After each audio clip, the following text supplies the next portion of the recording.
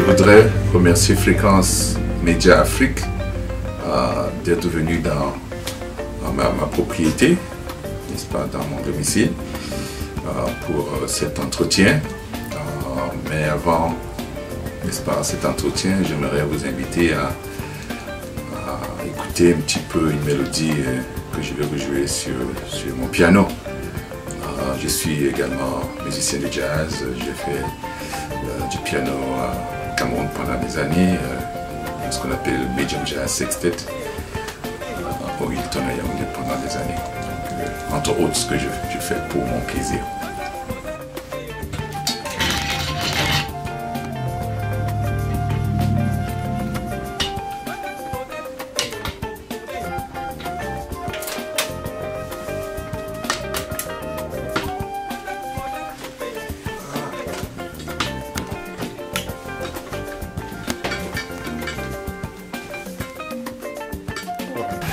Je vais vous jouer un morceau de Thelonious Monk intitulé Round Midnight. C'est un morceau que j'ai toujours aimé jouer. Quand j'étais jeune, j'ai joué dans les cabarets, dans les clubs de jazz au Cameroun avec mon groupe qui s'appelait le Medium Jazz Sextet. Nous étions alors basés au Hilton Hotel à l'époque. Voilà, donc c'est quelque chose que je n'ai pas joué depuis longtemps. Donc vous allez me pardonner mes erreurs, parce que ça fait longtemps que je n'ai pas joué ce morceau. Merci.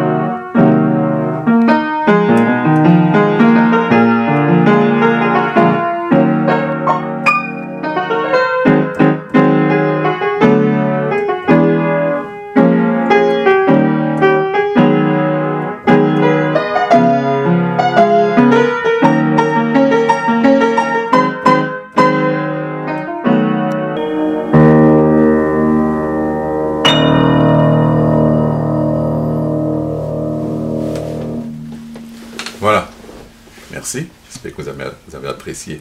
Bien, merci Saphir, bonjour à tous vos téléspectateurs, un grand salut. Je m'appelle Achille Eke, je suis basé à Washington aujourd'hui, mais je suis né au Cameroun. Des parents qui étaient des fonctionnaires de l'administration des douanes. Donc j'ai fait un parcours normal, j'ai été dans différentes villes du Cameroun en suivant mes parents quand on était tout jeune. On a fait Yaoundé, Douala, Maroua, Kribi, Douala, etc. Donc j'ai fait un petit peu le Cameroun et pendant ce parcours j'ai fait tout mon cursus scolaire. J'ai obtenu mon baccalauréat au lycée technique de Douala à Koumassi en 1988 et après cela je suis allé à l'ENSET, un baccalauréat F1 par ailleurs. Je suis allé à l'ENSET, ce qu'on appelait l'ENSET annexe de Colbison à Yaoundé avec la coopération canadienne. J'en suis sorti professeur de lycée technique, j'ai enseigné au lycée technique de Yaoundé pendant 6 ans avant de m'envoler pour les États-Unis en 1998. Donc je suis à Washington, où je suis depuis 1998 et je suis devenu banquier par la suite. Donc j'ai changé de profession, je suis parti d'ingénieur de construction mécanique qui est ma filière de base pour être banquier J'ai fait un parcours de banquier, n'est-ce pas, jusqu'en 2012, où je suis parti de la banque en tant que vice-président et regional manager, donc directeur régional, n'est-ce pas, d'une banque de la place qu'on appelle PNC Bank, pour ouvrir mon cabinet de consultant en finance, particulièrement dans ce qu'on appelle business valuation. Donc je suis concentré dans la détermination des valeurs des entreprises pour des raisons diverses qui incluent les raisons de divorce, les raisons d'achat, les raisons de vente d'entreprise, les raisons également de ce qu'on appelle estate tax et gift tax. Pardonnez-moi le mélange, parce que la terminologie en français n'est pas toujours la même qu'en anglais. Donc voilà, c'est un petit peu cela que je fais aujourd'hui. Je suis installé à mon propre compte depuis 2012. Donc je suis marié, père de 2 enfants. Mon fils aîné vient d'être admis au Westminster College en Pennsylvanie, où nous avons passé quelques jours là-bas pour l'accompagner, s'installer, n'est-ce pas, au campus. Et voilà, donc nous sommes très heureux et je crois que nos carrières vont bon train. Alors Achille Queux, en quelques battements de paupières, dans quelles circonstances partez-vous du Cameroun et qu'est-ce qui vous motive à vous installer ici aux États-Unis? Oui, en fait, je crois que nous, étant tous jeunes, nous avons l'ambition, n'est-ce pas, de toujours trouver mieux, d'explorer les horizons que nous rêvons parfois. Et donc j'ai eu l'opportunité, n'est-ce pas, de faire ce voyage pour les États-Unis. Et voilà, donc arrivé, j'ai trouvé l'environnement intéressant, j'ai trouvé les conditions intéressantes et puis j'ai décidé d'y rester. Et donc, bon, il se trouve que je n'étais pas encore marié, du moins j'étais marié, mais je venais brièvement d'être marié, donc je n'avais pas encore de responsabilité familiale. Donc ça a été très simple pour moi pour m'adapter. Et puis voilà, donc tout s'est passé normalement. Donc il n'y a vraiment pas de raison particulière, je n'avais pas besoin d'être aux États-Unis, c'était une opportunité de voyager que j'ai eue et je suis parti. Et bon, arrivé, j'ai décidé de rester. Voilà, je crois que ce n'était pas pour les raisons économiques, puisque j'étais fonctionnel cadre A de l'administration, donc je n'avais pas de raison particulière de m'exiler. Alors en tant que fonctionnaire au Cameroun, déjà à quel moment vous arrivez aux États-Unis et vous commencez par quoi exactement? Est-ce que vous continuez d'exercer votre profession de prédilection ou alors vous avez commencé par les petits jobs comme beaucoup de Camerounais et Africains qui arrivent ici? Oui, je crois que quand on arrive nouvellement dans un environnement inconnu comme les États-Unis, on a beaucoup de choses dans la tête. On a les images qu'on voit dans les séries télévisées, on se dit que voilà, ce sera le paradis, on va y arriver et puis tout va aller sur les roulettes. Mais on est très vite rattrapé par la réalité qui nous montre qu'en fait le monde est un petit peu pareil partout, hein. C'est-à-dire que vous arrivez dans un endroit, dans un pays, vous allez vous adapter par rapport à la culture, par rapport à la langue, par rapport aux us et coutumes. Et ensuite, il y a cette période d'intégration qui prend plus ou moins de temps, dépendamment de votre habilité à vous intégrer rapidement. Et généralement, ça se fait par l'entremise d'un emploi. Et j'ai eu l'opportunité, n'est-ce pas, de travailler avec des amis camerounais qui étaient déjà sur place, qui étaient déjà des directeurs d'entreprise, qui m'ont donc sollicité au sein de leur entreprise. Et puis voilà, c'est comme ça que j'ai commencé. J'ai pas vraiment fait des petits boulots, comme on dit, mais je me suis démerdé très rapidement pour m'intégrer. Alors j'ai commencé dans le cadre des restaurants, comme d'habitude. Je me suis intégré très rapidement comme ce qu'on appelle les shift managers. Donc Et ensuite, j'ai évolué pour être store manager avant de quitter maintenant pour aller faire une carrière bancaire. Et voilà, donc le cursus a été simplement très linéaire. Je n'ai pas changé. J'ai commencé cette carrière bancaire en l'an 2000. Voilà, et voilà, jusqu'à aujourd'hui, jusqu'à ce que je parte de la banque. Alors aujourd'hui, vous êtes expert financier. Comment est-ce que vous avez pu faire pour arriver à ces niveaux? Oui, c'est un processus qui est suite à mon entrée dans le monde de la finance à travers les banques.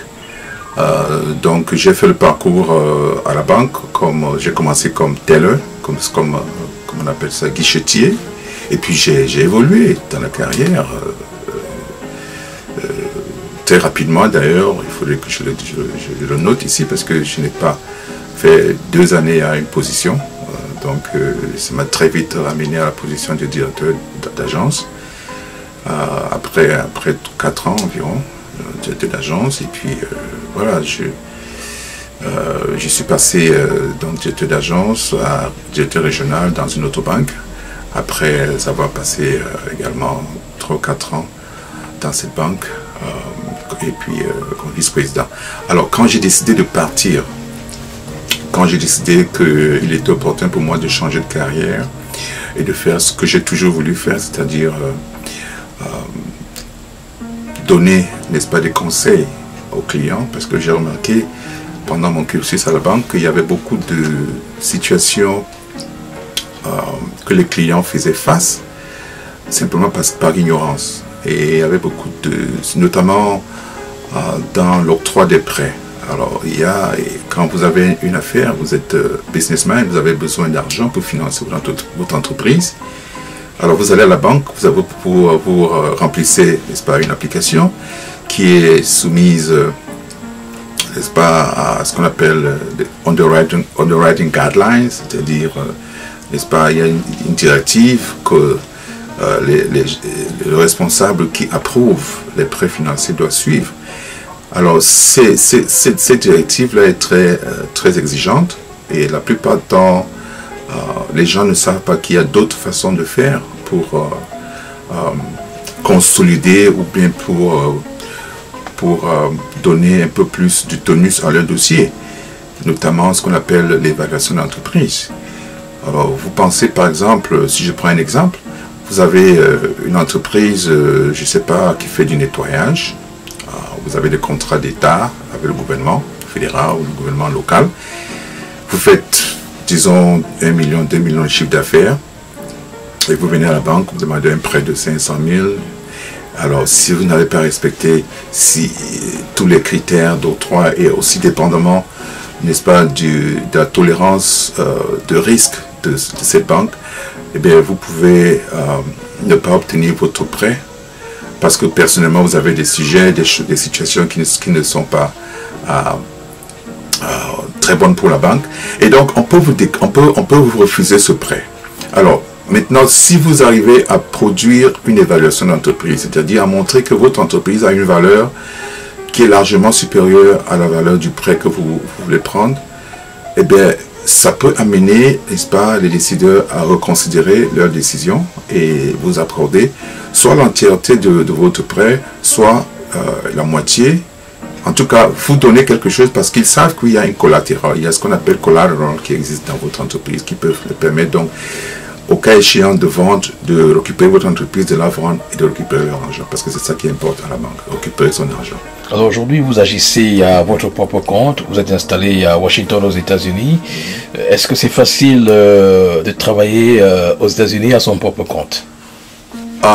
Surtout quand on a une famille comme moi et puis des enfants et tout, donc vous avez des charges, vous avez votre maison, vous avez des voitures, vous avez des enfants qui vont dans les écoles privées, comme c'est le cas avec moi. J'ai 2 enfants, mes enfants vont dans les écoles catholiques.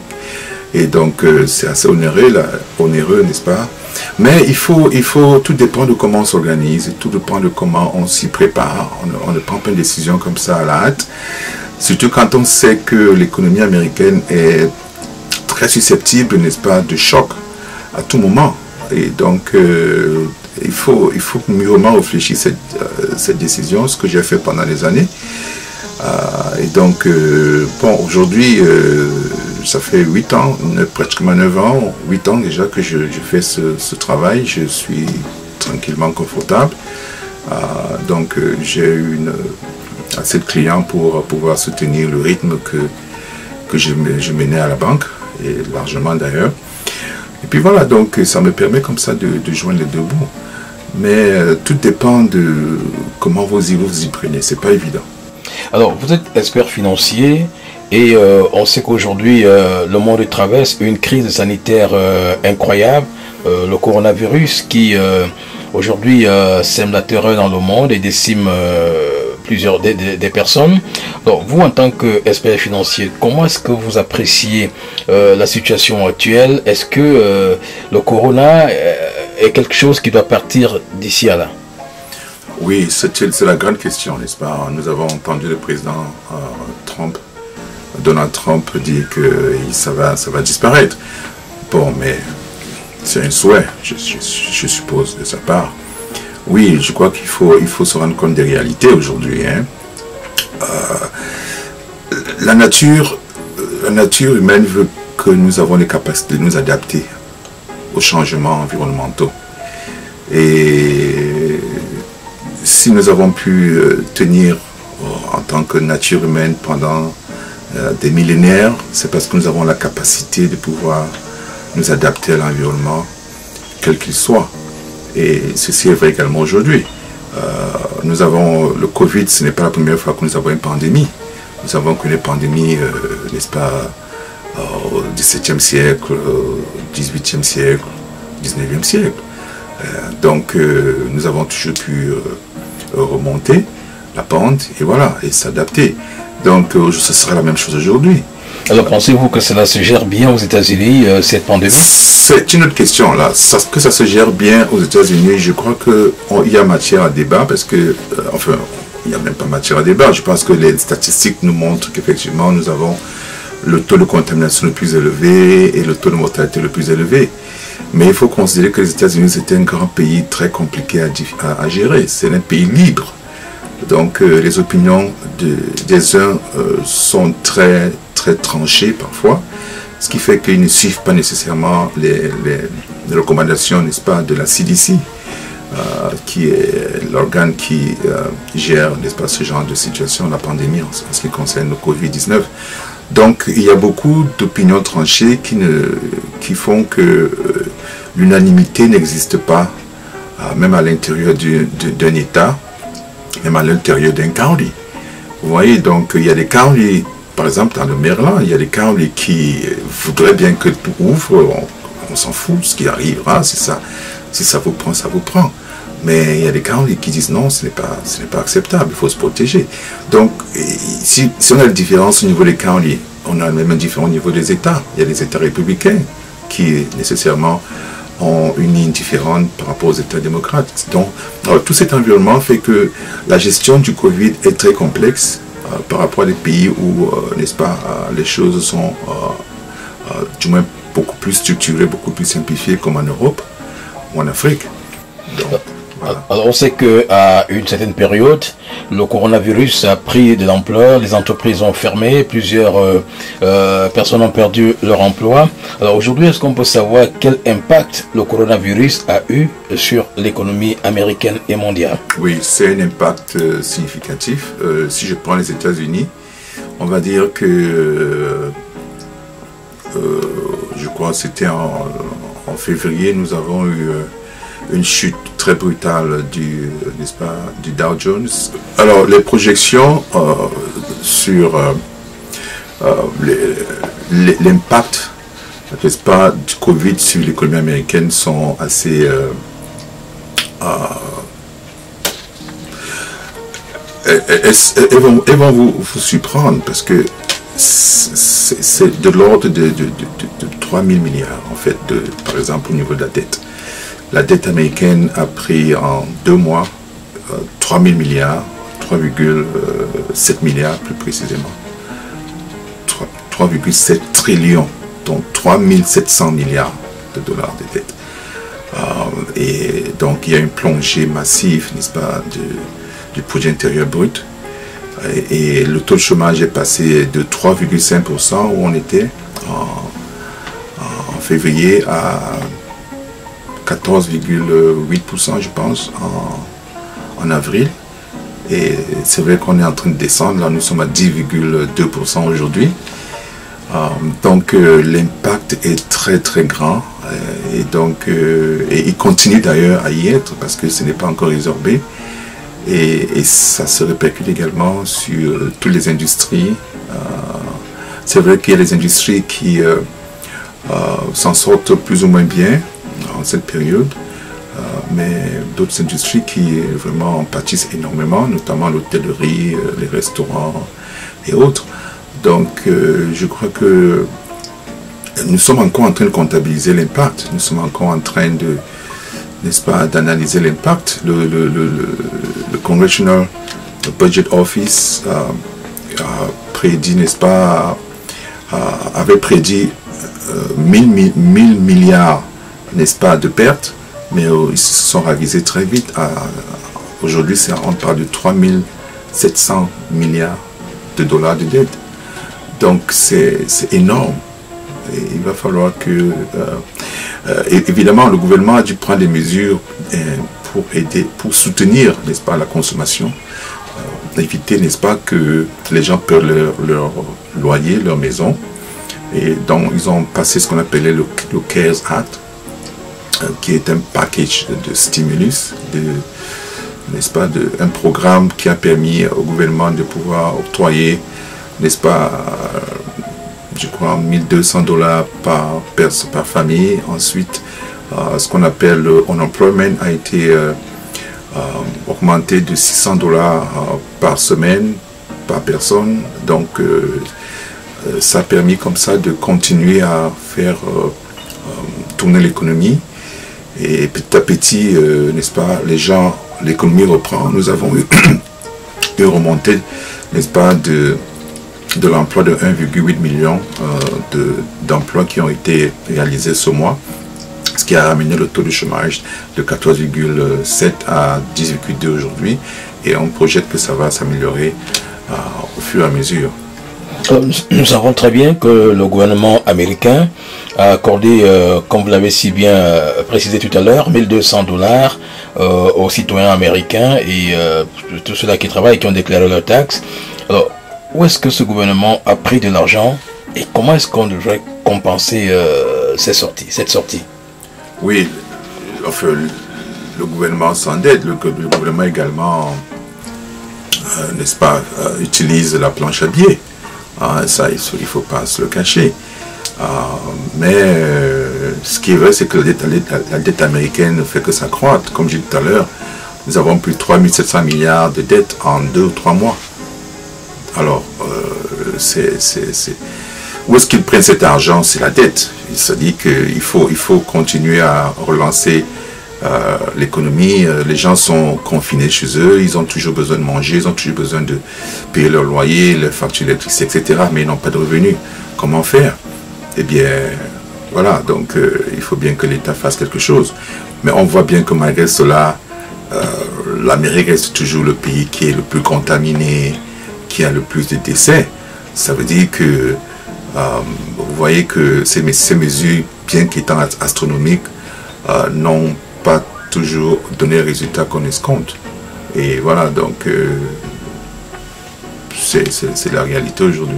Alors, on a annoncé encore une distribution de $1200 aux Américains, aux citoyens vivant sur le territoire américain et qui exercent un emploi. Pourquoi est-ce que jusqu'à aujourd'hui, cela ne se matérialise pas, cette deuxième phase de distribution d'argent? Oui, je crois qu'il y a des conflits idéologiques entre les républicains et les démocrates. On a vu les démocrates passer une loi, je crois que c'était en mai, d'une valeur de 3000 milliards pour essayer, pour continuer à soutenir la croissance, soutenir la consommation. Mais les républicains ont décidé, non, ils ont décidé, voilà, d'utiliser leur arme qu'ils utilisent régulièrement contre les démocrates, c'est-à-dire trop de dettes. Ils ne veulent pas trop de dettes, que c'est trop cher. Évidemment, quand ça ne les arrange pas, c'est trop cher. Donc voilà, c'est ça, c'est une idée idéologique. Alors ce qui se passait, c'est que le président Trump a donc décidé par décret, n'est-ce pas,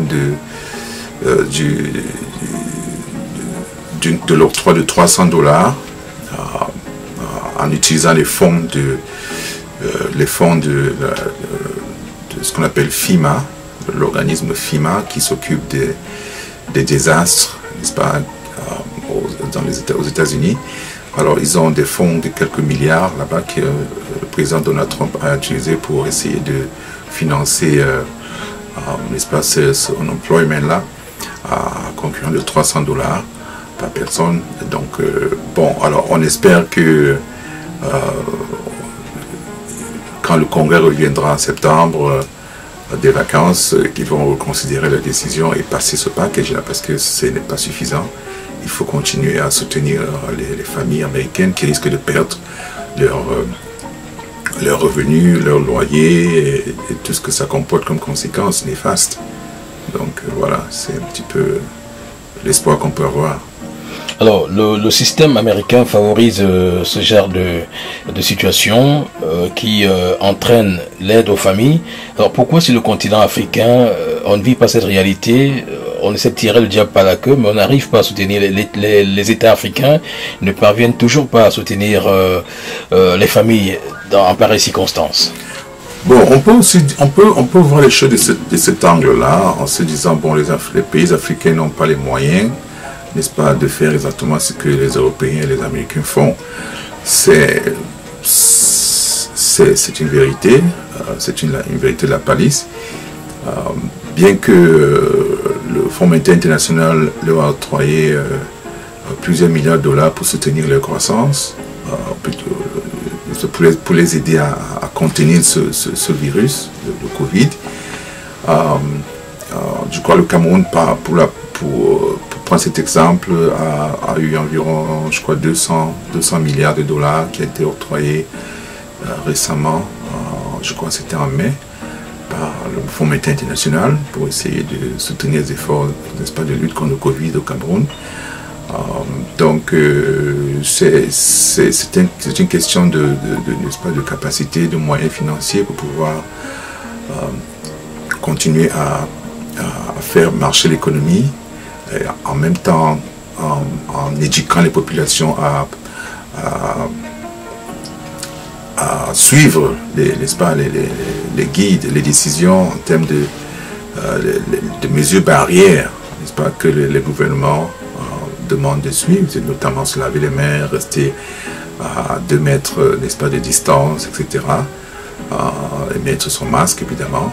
Donc ce sont des mesures que nous tous nous pouvons prendre, mais les États doivent accompagner le peuple d'une manière ou d'une autre. Mais le Cameroun a quand même fait des petits efforts, bon, notamment, mais il faut penser quand même que la situation financière du Cameroun ne permet pas de faire des choses à grande échelle. C'est pour cela qu'ils ont été nécessairement obligés n'est-ce pas, de permettre aux gens d'aller, n'est-ce pas, travailler, l'école de reprendre, etc. Parce que en confinant les gens, ils n'étaient pas en mesure de pouvoir soutenir la demande, n'est-ce pas, que ces populations auraient. Alors, nous observons aux États-Unis que certaines structures, les églises, l'État et bien d'autres se permettent quand même de distribuer de la nourriture aux familles. Et on sait que l'Afrique a un véritable important potentiel agricole. Est-ce qu'il n'est pas temps pour l'Afrique aujourd'hui d'anticiper sur la production agricole afin que demain soit meilleur quant à ce phénomène du coronavirus qui, pour le moment, continue de faire des ravages? Oui, c'est une très bonne question là. Ça fait, je crois que l'agriculture a toujours été le socle de notre développement. Et n'est-ce pas, quand les gens sont rassasiés, quand les gens n'ont pas faim, eh bien ils peuvent réfléchir, ils peuvent créer, ils peuvent faire tout un tas d'activités. Donc je crois que l'agriculture reste et restera toujours, n'est-ce pas, l'opportunité de développement dans nos pays. les gens de la diaspora, nous de la diaspora, nous devons penser à le faire, à soutenir, à créer des entreprises, des grandes entreprises qui font dans l'agro-industrie, parce que c'est un secteur qui est toujours en besoin. Il y a un grand marché au Cameroun, en Afrique centrale et même en Afrique d'ailleurs, qui a besoin de produits, n'est-ce pas, agricoles à tout moment, que ce soit en produit brut ou en produit fini. Donc je crois que c'est un secteur qui est porteur et j'encourage tous les investisseurs à s'y lancer, que ce soit dans le cacao, le café, la culture de bananes, de papaye, je ne sais pas moi, palmier à huile, etc. Il y a plusieurs produits qui sont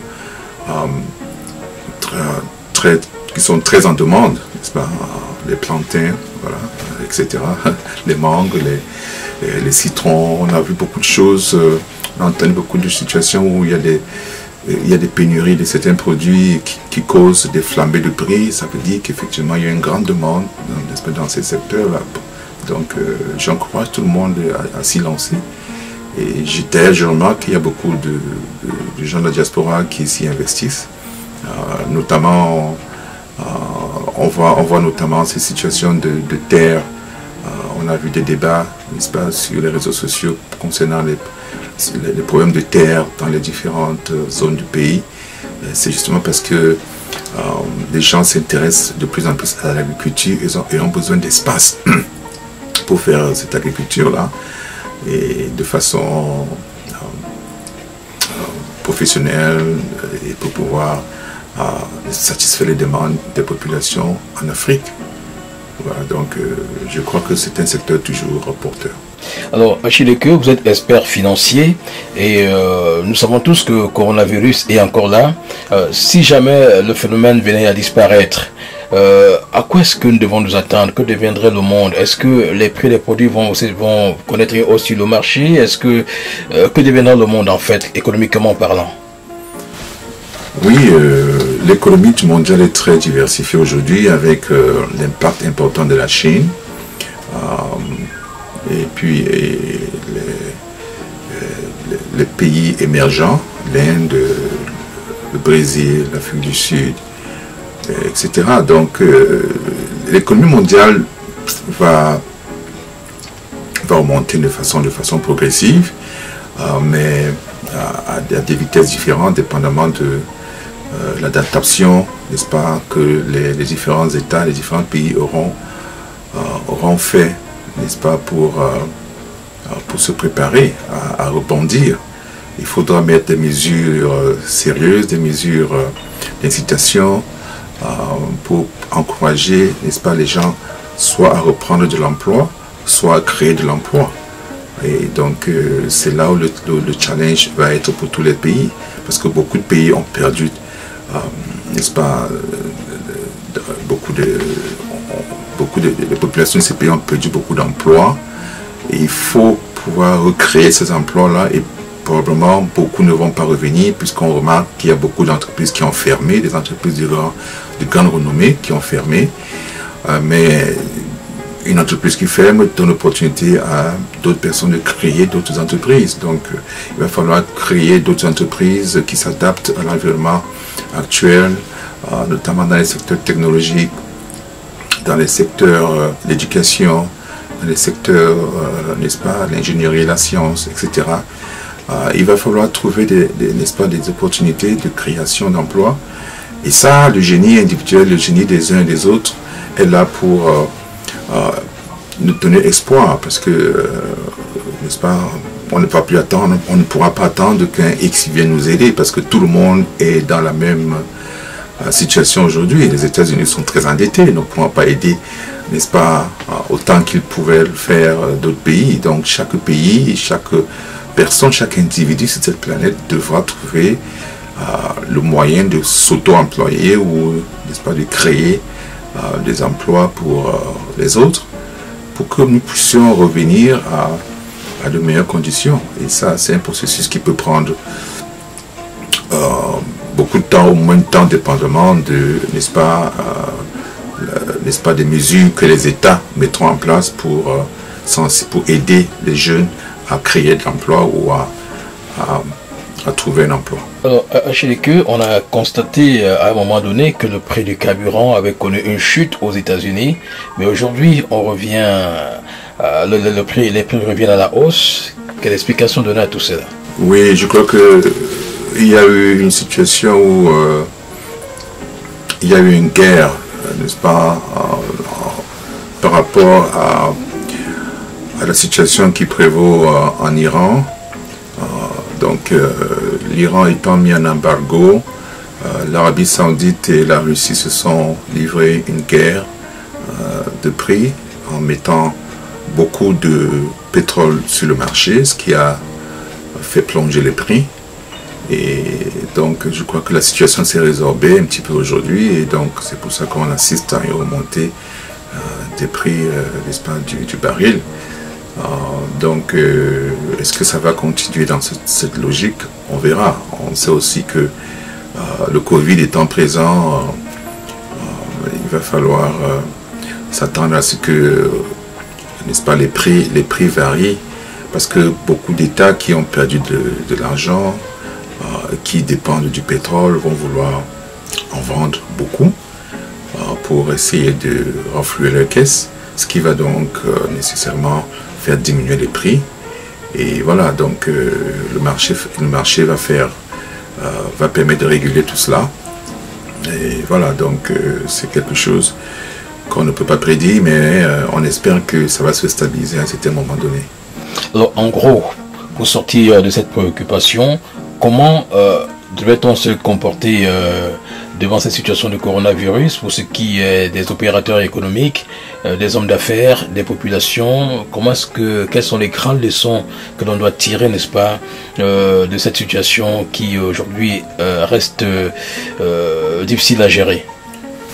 Oui, je crois que tout un chacun devra déjà prendre des mesures pour être en santé, parce que c'est la première des choses. Donc suivre les mesures barrières, n'est-ce pas, que recommande l'Organisation mondiale de la santé, les différentes administrations, les différents États, les différents ministères de la santé dans les différents pays. Donc il faut déjà être en bonne santé, donc faire tout pour se protéger. Et je crois que si on est vivant, on peut toujours trouver les moyens de pouvoir, n'est-ce pas, résorber la situation dans laquelle nous sommes. Alors, comme je disais tout à l'heure, chacun devra réfléchir, avoir des plans A, des plans B, des plans C, mettre sur pied des stratégies pour, et à tous les niveaux, que ce soit les individus, que ce soit les États, que ce soit les associations, les corporations, les entreprises, tout le monde devra faire un effort pour essayer, n'est-ce pas, de créer les conditions pour que l'économie mondiale reprenne. Et donc c'est un travail global. Les organisations internationales comme la Banque mondiale, le Fonds monétaire international et toutes les autres, les grandes banques, devront également essayer de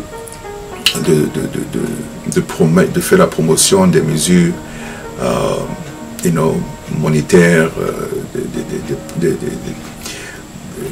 des stratégies monétaires, des stratégies d'investissement, encourager, n'est-ce pas, l'initiative individuelle, encourager les États à pouvoir donner des facilitations à leur peuple pour pouvoir aider ces peuples-là à reprendre du poids de la bête après cette période catastrophique. Alors donc c'est vraiment un travail que nous tous nous devons faire, mais individuellement chacun devra se retrousser les manches et se dire que ben écoutez, j'étais directeur ceci, de cela, de telle compagnie, aujourd'hui je n'ai plus d'emploi, alors qu'est-ce qu'il faut que je fasse?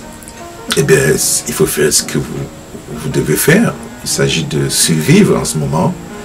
Alors le premier emploi qui passe, vous avez l'opportunité de saisir, saisissez cet emploi de façon à ce que ça vous aide à payer, n'est-ce pas, vos factures, n'est-ce pas, vous nourrir, manger, nourrir votre famille, le temps que les choses s'améliorent pour que vous éventuellement vous puissiez, n'est-ce pas, retrouver votre position d'antan. mais ça ne va pas être facile, il va falloir s'adapter. Je me rappelle encore quand j'étais au Cameroun et nous avons eu des moments très difficiles au Cameroun et nous avons vu beaucoup de directeurs d'entreprises des directeurs dans les ministères qui évitaient de rouler en Mercedes. Les gens n'avaient plus assez de revenus pour pouvoir, n'est-ce pas, remplir leur réservoir d'essence, n'est-ce pas? Et donc, quand on vous offrait une Mercedes, c'était comme un cadeau empoisonné. Donc, on se rappelle très bien de ces moments. Donc, c'est ça, il faut s'adapter. Et puis, je crois que les choses viendront naturellement. Vous voulez insinuer que les États africains devaient revoir le train de vie des ministres et autres directeurs de sociétés, c'est bien ça? Je crois que tout le monde devrait mettre la main à la pâte. C'est-à-dire que pour ceux qui ont encore la chance d'avoir un emploi, il va falloir que les États, si vous êtes dans les gouvernements, que les États essaient de voir dans quelle mesure ils peuvent ralentir leur train de vie pour donner plus, pour dégager des fonds qui pourraient permettre de financer, n'est-ce pas, des programmes sociaux qui permettent aux uns aux autres de pouvoir revenir, n'est-ce pas, sur les pieds, parce que les gens ne savent pas à quel sens s'ouvre en ce moment. Aucune projection n'est envisageable. On ne sait pas ni à moyen, ni à long terme ce qui va se passer. Et donc, tout le monde regarde vers les États. Les États regardent vers, n'est-ce pas, des organisations internationales, etc., les États plus puissants, etc. Donc, il va falloir, comme j'ai dit, que tout le monde se réunisse, n'est-ce pas, pour prendre des décisions qui vont permettre à tous les niveaux, aux États, aux individus, aux associations, aux entreprises, de pouvoir repartir. Peut-être pas au même niveau qu'ils étaient avant, mais au moins de repartir, n'est-ce pas, pour créer de l'emploi, embaucher des employés, et puis créer de la valeur ajoutée qui permet aux États d'avoir des revenus financiers plus importants pour les permettre également à ces États de pouvoir créer des emplois dans l'administration, etc., etc. Donc c'est une chaîne, en fait. Je vous pose une question simple à laquelle nous aimerions avoir une réponse simple. Si nous prenons le cas du Cameroun, dont vous êtes originaire, pensez-vous qu'il soit possible de revoir à la baisse les salaires des ministres? Bon, c'est une question politique. C'est une décision politique. Vous voyez, c'est une décision politique. Ce n'est pas une décision qui se prend, n'est-ce pas, par rapport à des données statistiques spéciales, particulières. Non, c'est une décision politique. Mais chaque gouvernement doit juger, n'est-ce pas, de la nécessité de réduire son train de vie. Réduire le train de vie, ça peut vouloir dire réduire le nombre de ministères. On a plus d'une soixantaine de ministères avec des ministres, des vice-ministres, des secrétaires d'État et des directeurs et tout ça. Donc, est-ce qu'on peut dégager une manne financière sérieuse pour pouvoir injecter cet argent dans des programmes sociaux pour aider à la construction des routes, à l'amélioration des conditions de vie, n'est-ce pas, des citoyens? Donc, c'est une décision politique et je pense que chaque État devra s'asseoir et réfléchir et analyser sa situation et voir comment est-ce qu'elle peut faire pour aider, comment est-ce qu'il peut faire pour aider ces populations. Achille Eke, vous êtes expert financier, en même temps vous êtes écrivain, vous avez commis tout récemment un ouvrage qui a fait le tour de l'Amérique et d'une bonne partie du continent africain. Est-ce que vous pouvez nous parler brièvement de ce que vous défendez dans cet ouvrage? Oui, je vous remercie. Cet ouvrage a été publié en 2017. Il s'intitule 30 Frequently Asked Questions in Business Valuation. C'est en anglais. C'est un ouvrage qui est très spécialisé, mais qui est dirigé vers le public en général. C'est-à-dire que dans cet ouvrage, nous parlons n'est-ce pas, de ce qu'il faut faire, ce que les entreprises doivent mettre sur pied pour augmenter leur valeur en réalité. C'est-à-dire aider les entreprises à faire croître leur valeur. Parce que quand vous créez une entreprise, l'objectif de l'entreprise, c'est de créer de la valeur ajoutée. Et quand vous octroyez de la valeur ajoutée aux clients par vos services, par vos produits, en retour, la compagnie aussi reçoit de la valeur ajoutée par le fait qu'elle gagne plus d'argent et fait plus de profit.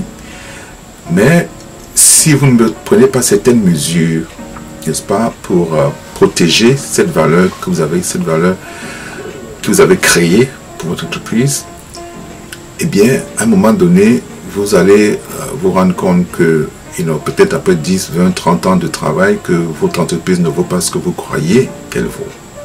Alors, déterminer, il faudrait que je dise que déterminer la valeur de l'entreprise, c'est un travail compliqué, c'est un travail d'expert que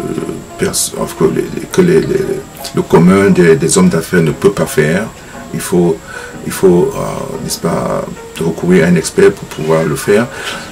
Mais il y a des choses que vous pouvez faire pour pouvoir conserver ou améliorer cette valeur. Donc, dans ce livre, nous parlons essentiellement de quelles sont les stratégies que vous pouvez mettre sur pied pour accroître la valeur de votre entreprise, de façon que au moment où vous voulez vous en séparer, soit la vendre, soit la passer à, n'est-ce pas, une tierce personne,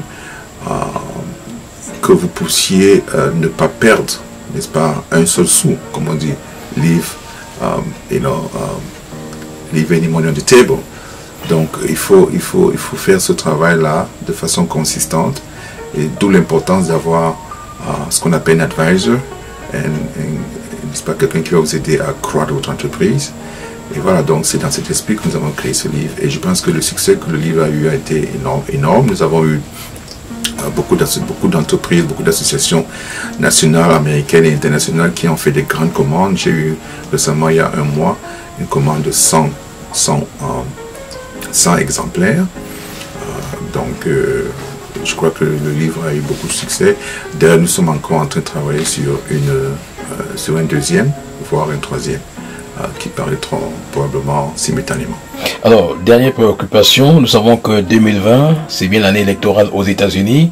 Les candidats sont en pleine campagne. Déjà, comment est-ce que vous voyez cette campagne et comment est-ce que vous entrevoyez l'avenir? Est-ce que vous avez un penchant pour un candidat ou pour un parti dans cette élection de 2020? Oui, je crois qu'il faut se rendre compte que nous sommes en période électorale aux États-Unis. Je crois qu'on n'a pas besoin de faire un effort. C'est toutes les chaînes de télévision, c'est de ça qu'il s'agit. Bien, je crois que nous avons un président en place qui est en son premier mandat, le président Trump. Il a un bilan qu'il va avoir à défendre. Et donc, chacun peut, n'est-ce pas, interpréter son bilan, n'est-ce pas, à sa manière. Mais à la fin, il faut aller voter. Et donc, le peuple américain fera son choix. Parce qu'en fait, il s'agit effectivement du bilan de M. Trump. Du bilan de ces quatre années passées au pouvoir. Alors, nous avons connu beaucoup de situations assez rocambolesques pendant son mandat, pendant ces 4 années. Mais nous avons aussi eu des situations bonnes au niveau de l'emploi, etc. Malheureusement, le Covid est arrivé et a encore créé une situation plus complexe, donc qui était imprévisible pour l'administration. Est-ce que cela aura un impact direct sur l'élection de M. Trump?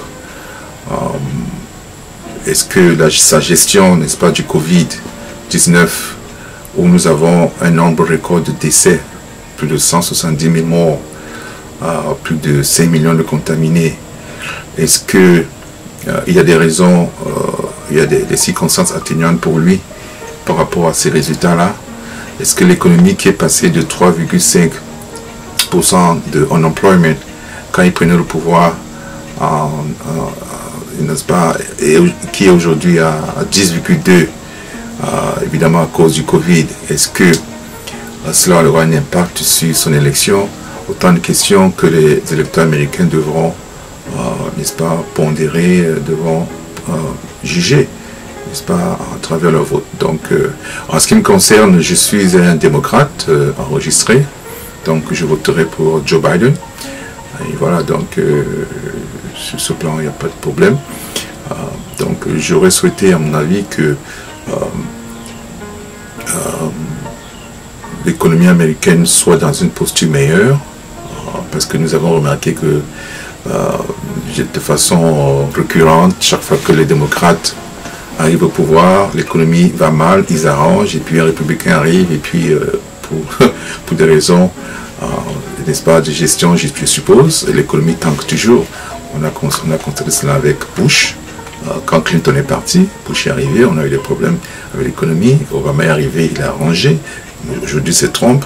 Et voilà, donc on souhaiterait que cela ne se produise pas de cette manière. Alors, Achille, que nous sommes arrivés au terme de cet entretien.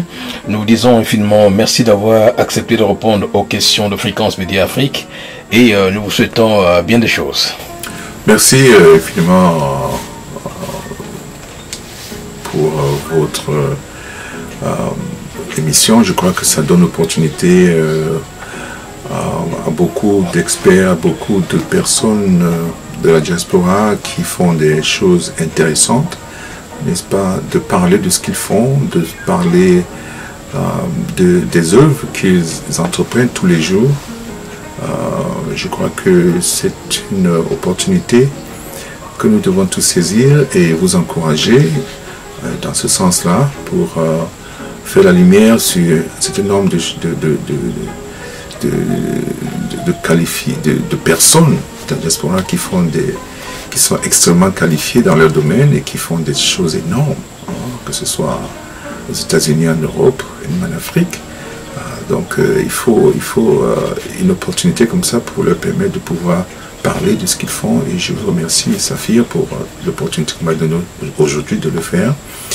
Et j'espère que vos téléspectateurs auront appris une chose ou deux de notre conversation d'aujourd'hui. Et moi, je continue à être disponible pour tous ceux qui souhaiteraient me rencontrer. Mes bureaux sont basés à Washington, D.C. Et voilà, donc je suis très heureux d'avoir eu l'opportunité de dialoguer avec vous aujourd'hui. Merci.